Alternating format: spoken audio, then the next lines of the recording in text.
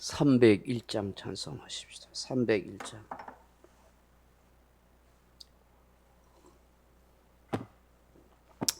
찬송가 301장입니다.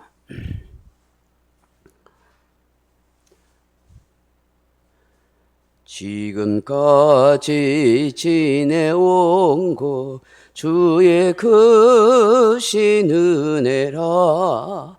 한이 없는 주의 사랑 어찌 이루 말하랴. 자나깨나 주의 손이 항상 살펴주시고 모든 일을 주 안에서 형통하게 하시네. 몸도 마음도 연약하나 새 힘 받아 살았네. 물 붓듯이 부으시는 주의 은혜 족하다. 사랑 없는 거리에 나 험한 산길 헤맬 때 주의 손을 굳게 잡고 찬송하며 가리라. 주님 다시 배울 날이 날로 다가와 무거운 짐 주께 맡겨 벗을 날도 멀잖네. 나를 위해 예비하신 고향 집에 돌아가 아버지의 품 안에서 영원토록 살리라. 아멘. 하나님 말씀 히브리서 11장 7절 말씀 같이 읽겠습니다. 히브리서 11장 7절 말씀입니다. 믿음으로 노아는 아직 보이지 않는 일에 경고하심을 받아 경외함으로 방주를 준비하여 그 집을 구원하였으니 이로 말미암아 세상을 정죄하고 믿음을 따르는 의의 후사가 되었느니라. 아멘. 사랑하는 성도 여러분, 히브리서 11장인 이 믿음의 장은 믿음으로 이 세상의 모든 시련과 유혹을 이겨낸 신앙인들을 쭉 기록하고 있습니다. 특별히 본문에서 노아에 대해서 말씀하고 있는데 이 노아의 인생이 어떠했는지, 그 어떤 믿음과 신앙으로 살았는지를 잘 보여줍니다.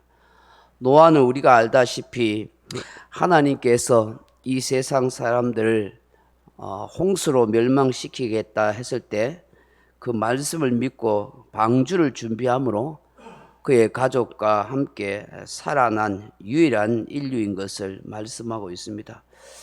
우리는 흔히 이 노아가 하나님의 말씀을 믿고 구원받았다는 단순한 사실만을 생각하기 쉽지만 본문은 자세히 분석해서 우리에게 노아의 신앙이 무엇인지를 몇 가지로 발견하게 되는 것을 알게 됩니다.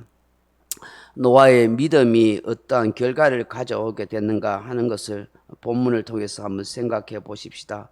그 첫째로는 노아의 믿음은 하나님의 심판을 신뢰했던 믿음이었다 하는 것입니다.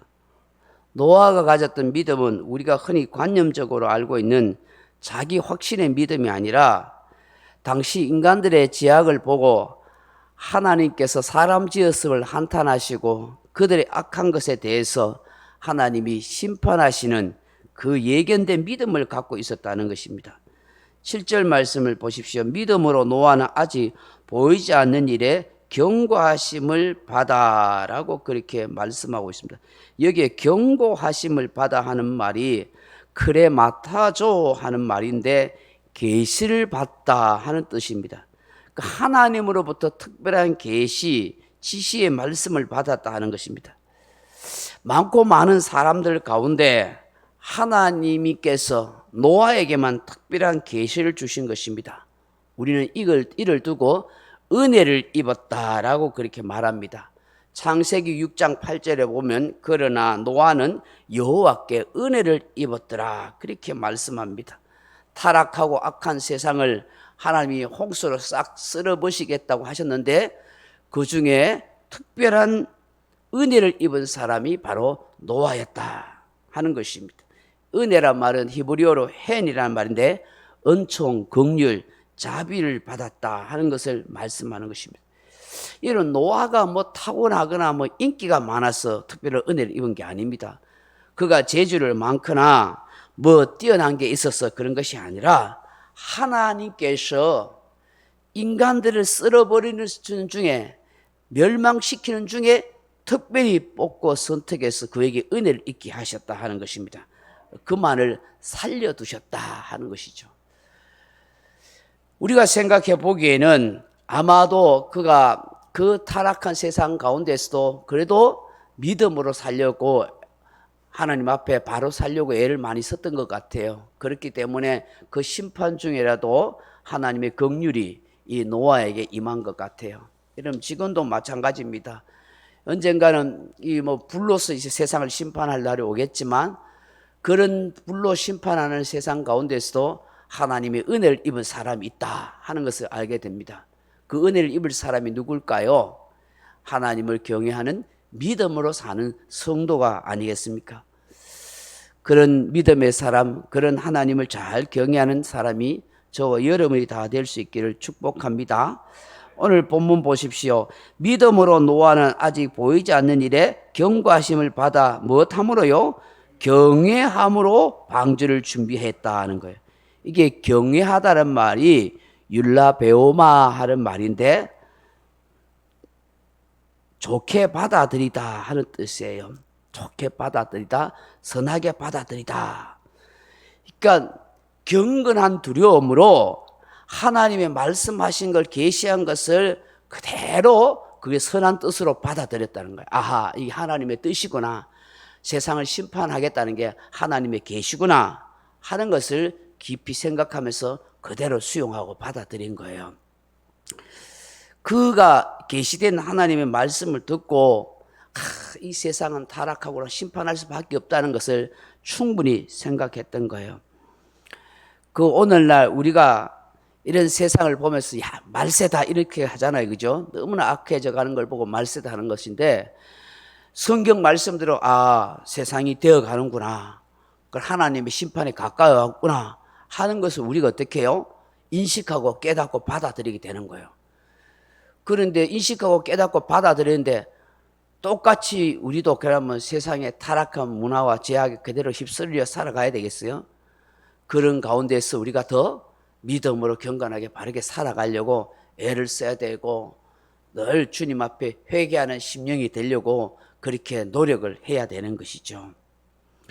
두 번째, 노아의 믿음은 남들에게 어리석게 보이는 것을 실천하는 믿음이었다 하는 것입니다. 실천. 첫째는 뭐예요? 노아의 믿음은 하나님의 심판을 그대로 받아들이는 믿음이었고, 두 번째 노아의 믿음은 남들에게는 어리석게 보일지라도 실천하는 믿음이었다는 거예요. 어떤 실천하는 믿음이에요? 오늘 7절을 보면 경외함으로 방주를 준비하여 그 집을 구원했다는 거예요. 방주를 준비했다. 이런 만일 노아가 하나님께서 이 세상을 홍수로 심판하겠다고 말씀하시고 너는 너의 가족이 살기 위해서 방주를 만들어라 했을 때에 만약에 방주를 안 만들고 아이고 하나님 그 힘든 일 그걸 뭐 하려고 합니까? 그냥 내 산꼭대기에 가서 움막 쳐놓고 조용하게 살랍니다. 그렇게 했으면 어떻게 했을까요? 다 죽은 거죠. 아무리 경고를 받고 심판을 하나님께서 그렇게 멸하시겠다고 말씀해줘도 그걸 듣고 방주를 만들으려고 했는데 그 방주를 안 만들고 그대로 그렇게 살았다면 홍수가 날 때 노아와 그 가족도 별 수 없이 다 죽지 않겠습니까? 그런데 노아는 산꼭대기에다가 남들에게는 미련하고 어리석게 보일 큰 배를 오랜 세월 동안 그것을 다 만든 거예요. 사람들이 조롱하고 멸시하고 손가락질하고 막 그런 거예요. 야 노아 니 뭐 한다고 하니까 하늘에 비가 막 내려서 온 세상을 사람들 다 물로 심판한다더라. 그래 이 방주를 만들어서 우리가 이 안에 들어가면 산다 하더라. 너희도 방주 만드는 날 다 들었나? 뭐 이런 얘기 했을 거 아니야. 그러니까 쓸데없는 짓 한다고 막 손가락 같이 하고 막 비웃고 막 그랬겠어요. 그 성경학자들에 가면은 그 노아 때까지 한 번도 하늘에서 비가 내린 적이 없대요. 그래서 사람들이 비에 대한 개념이 없다는 거예요. 그 왜 그럴까? 노아 당시만 해도 이 지구가 말이에요. 온실과 같았대요. 성경에 보면 하나님이 궁창 위의 물과 궁창 아래의 물로 나눈다잖아요.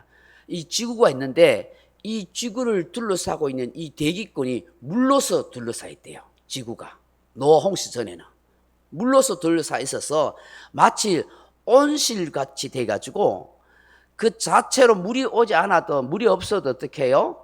다 식물과 나무들이 다 자체의 어떤 이슬이 있고 이래가지고 다 존재하고 살았고 다 땅에 물이 있었기 때문에 비가 오지 않아도 항상 사람들이 물을 마시고 살아가는 데는 아무 지장이 없었다는 거예요. 그 대기가 없고 구름이 없으니까 비가 올 일이 없었던 거예요. 그러니까 하늘에 비가 내려가지고 다 홍수가 나서 죽는다니까 사람들이 그걸 믿을까요? 안 믿을까요? 안 믿는 거예요. 비가 온 적이 없는데 본 적이 없는데 비가 막 하늘에서 내려가지고 물이 떨어져가지고 다 죽는다 하니까 안 믿었다 하는 것입니다. 그런데 어떻게 해요? 노아는 경고하심을 받아 그 말씀을 계시된 말씀을 그대로 믿고 방주를 중단하지 않고 끝까지 만들었다는 거예요.